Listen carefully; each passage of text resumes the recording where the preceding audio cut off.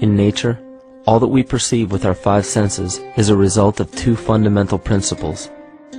Everything in existence is made of a relationship between vibration and matter. Vibration is a masculine creative force countered by matter, which is a feminine receptive force.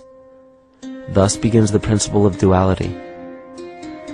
We see this duality in ancient myths and philosophies, yet only those philosophies and scriptures that were perverted and raped of the original meaning gave the impression that one polarity was good while the other was evil.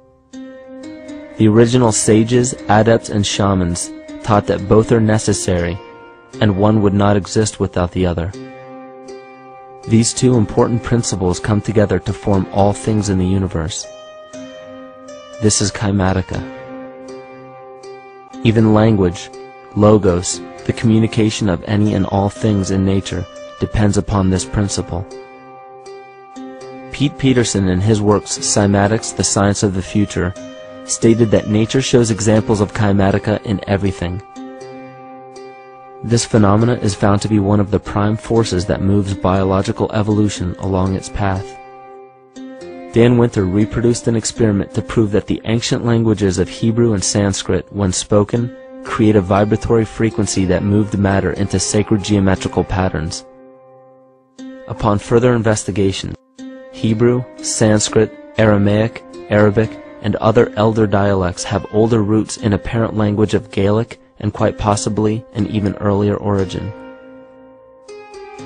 In Swami Murugesu's The Science of Mantra, he claimed that when a person chanted specific words in Sanskrit while filming a burning candle, the intensity as well as the color of the flame would change due to the frequency that the word would emit.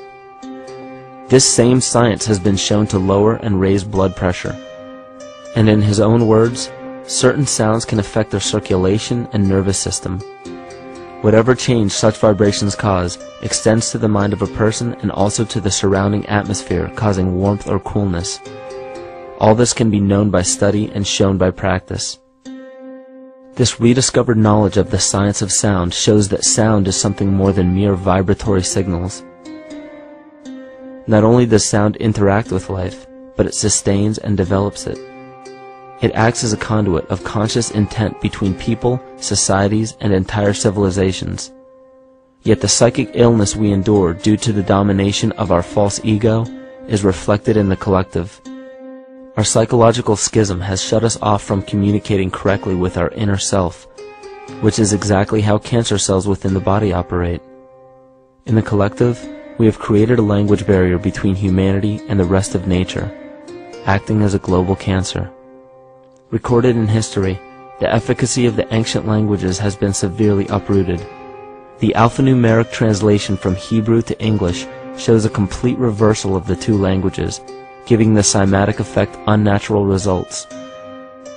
Dr. Leonard Horowitz stated in his work on DNA, 1/3 of the sensory motor cortex of the brain is devoted to the tongue, oral cavity, the lips, and speech.